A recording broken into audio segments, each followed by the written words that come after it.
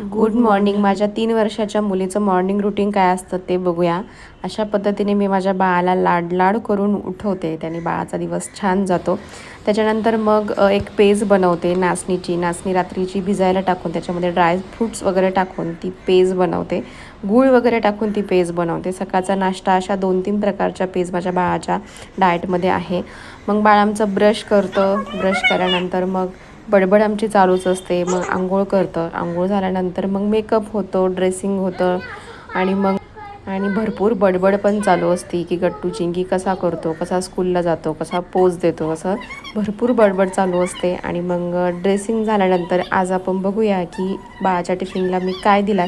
सगळा टिफिन आमचा कंप्लीट होतो. बाळाच्या टिफिनला आज आहे चपाती आणि कोबीची भाजी आणि नागलीचे पापड थोडेसे दिलेत मी. चपाती मी अशा पद्धतीने तुकडे करून देते जेणेकरून तिला स्कूलमध्ये गेल्यावरती खाता येतात. आणि मग नंतर मग असतो नाश्ताचा टायमिंग. बोलता भरपूर मी कशी दिसते मम्मा, काय स्कूलमध्ये होणार, सगळं बोलता आमचा होतो नाश्ता. अशा नाश्त्यामध्ये पेज माझे ठरलेले असतात वेगवेगळ्या प्रकारचे, किंवा मग दूध केळी असतं किंवा मग अंडी, असं नाश्त्यामध्ये तिचं स्कूलला जाताना ठरलेलं असतं. आणि मग त्याच्यानंतर पेज खाऊन झाल्यानंतर आम्ही जातो स्कूलला. सध्या खूप पाऊस चालू झाला आहे म्हणून रेडकोट घालून जायला लागतं. कसा वाटला व्हिडिओ मला कमेंट सेक्शनमध्ये नक्की सांगा. स्कूलवरून आल्यावरती काय रुटीन असतं हे मी लवकरच शेअर करेन. त्याच्यासाठी इन्स्टा पेजला